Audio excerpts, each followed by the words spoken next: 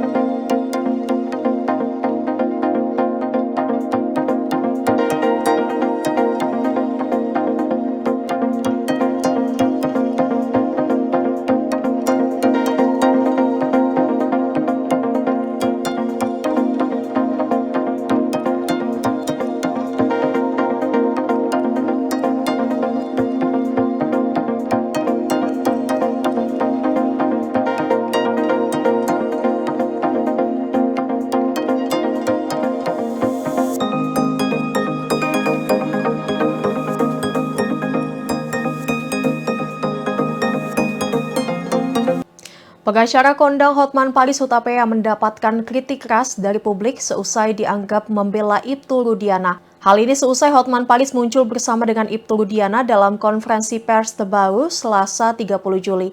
Kritik dari publik ini muncul dan memenuhi akun Instagram sang pengacara. Banyak yang juga berkomentar dan menyebut Hotman Paris sudah menjilat ludah sendiri karena dianggap kini membela Ibtu Rudiana. Hal ini buntut sindiran yang dilayangkan Hotman Paris pada Deddy Mulyadi yang dinilai terlalu ikut campur kasus Vina. Menanggapi hal itu, Hotman Paris Hutapea pun secara tegas menyampaikan klarifikasinya. Hotman mengatakan bahwa dirinya tidak membela Rudiana. Hotman juga mengaku curiga bahwa Ibtu Rudiana menyembunyikan kematian sang anak. Hotman mengakui dirinya justru meminta Ibtu Rudiana untuk sumpah pocong. Hotman juga menyoroti bahwa memang ada dugaan rekayasa dalam kasus Vina yang diselidiki pada tahun 2016 silam. Sampai saat ini Hotman juga menegaskan ia tidak pernah menyebut siapa pelaku dalam rekayasa kasus Vina.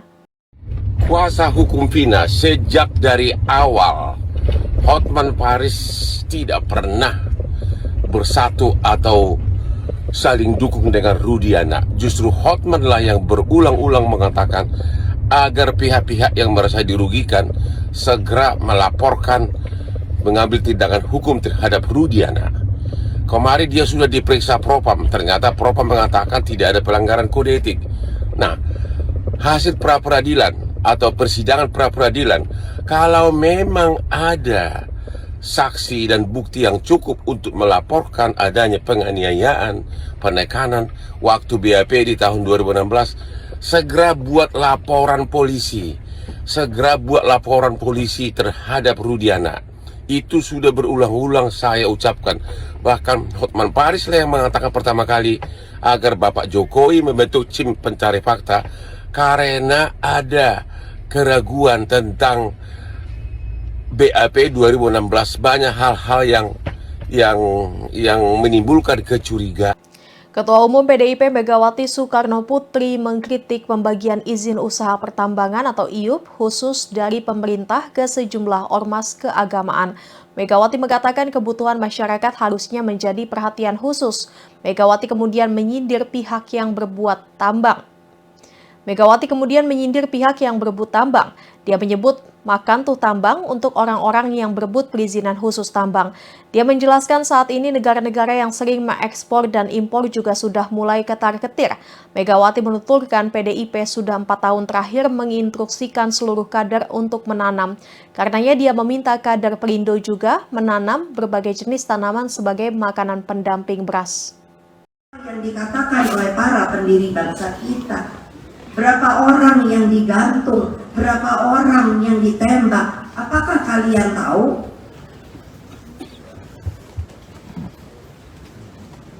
Coba pikir, jadi jangan hanya terpotong bahwa sekarang ya sudah, yang dulu itu kan dulu, itu sejarah loh. Semua negara pasti akan membunyikan namanya sejarah bangsa mereka. Itu lah, itu ada yang bilang jas merah, jangan lupakan sejarah. Itu yang Bung Karno bilang, karena memang itulah terbentuknya kita sebagai Republik Indonesia yang kita cintai. Nah kalau umpamanya hanya mikir, ya sudahlah, apa tidak mungkin? Ayo, dengan persenjataan yang sekarang makin modern, saya udah khawatir loh.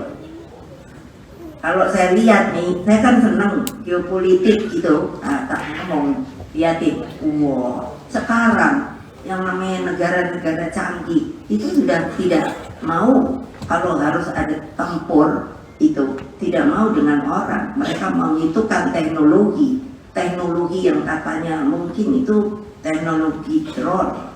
Jadi kalau jatuh itu nggak sama orang. Ini kan harus diikuti. So what kita? Angkatan kita, TNI kita ini apa isinya? Itu loh. Lah kalau nanti terjadi juga mau diserang lagi, karena negara kita ini memang luar biasa resourcesnya. Orang urusan tambang aja sekarang orang pada heboh. Oh maunya nyari tambang, mau nyari tambang. Saya tuh sampai bilang sama ini, sama teman-teman, makan tambang ibu. Nanti kalau udah nggak ada beras terus piye? Apa negara-negara sekarang, kalau nggak percaya sama saya, negara-negara yang impornya atau ekspor beras itu juga ketar-ketir. Jadi mereka kemungkinan mungkin apa namanya tahan, karena buat negara mereka. Nah kita terus mau carinya kemana? Ayo. Kepala Biro Politik Hamas Ismail Haniyeh dilaporkan tewas dalam sebuah serangan di ibu kota Iran, Teheran, pada Rabu 31 Juli. Korps Garda Revolusi Islam Iran mengumumkan pada Rabu pagi bahwa Haniyeh dan salah seorang pengawalnya tewas ketika kediaman mereka diserang di Teheran.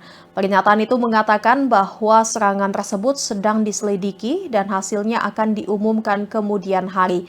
Pimpinan Hamas tersebut berada di Teheran untuk menghadiri upacara pelantikan Presiden terpilih Iran Masoud Pezeshkian. April lalu, 3 putra pemimpin Hamas Ismail Haniyeh tewas dalam serangan udara Israel di jalur Gaza pada hari Rabu. Militer Israel mengonfirmasi melakukan serangan itu dan menyebut ketiga putra itu sebagai anggota sayap bersenjata Hamas. Ketiga putra pimpinan Hamas itu tewas ketika mobil yang mereka tumpangi dibom di Camp Al-Shati di Gaza, kata Hamas. 4 cucu Haniyeh, 3 perempuan dan seorang laki-laki juga tewas dalam serangan tersebut.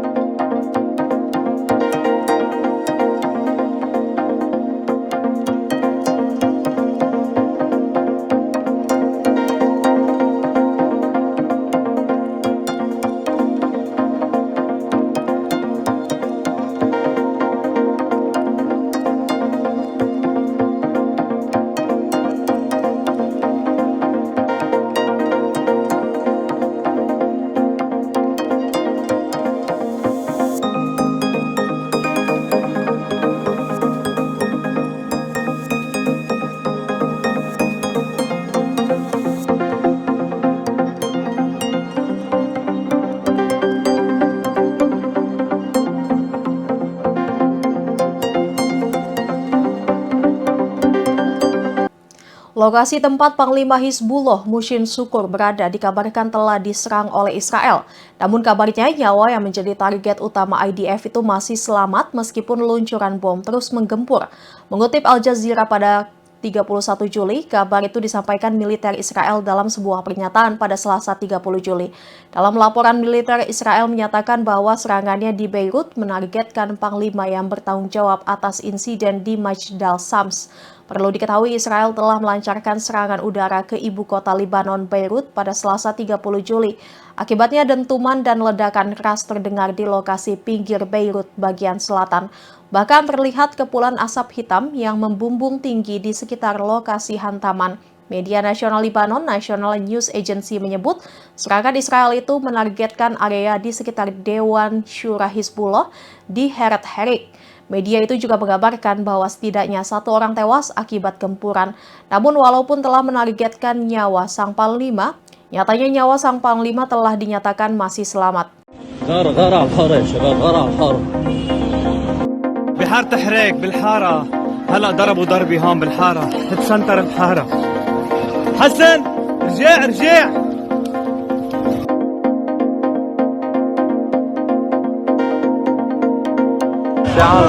حدا على الأرض هناك؟ ما حدا من نزل.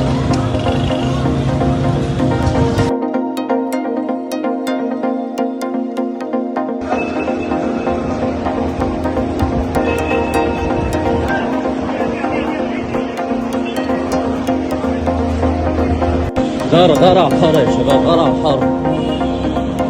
بحارة تحريك بالحارة هلا ضربوا ضربي هون بالحارة تسنتر الحارة حسن رجع في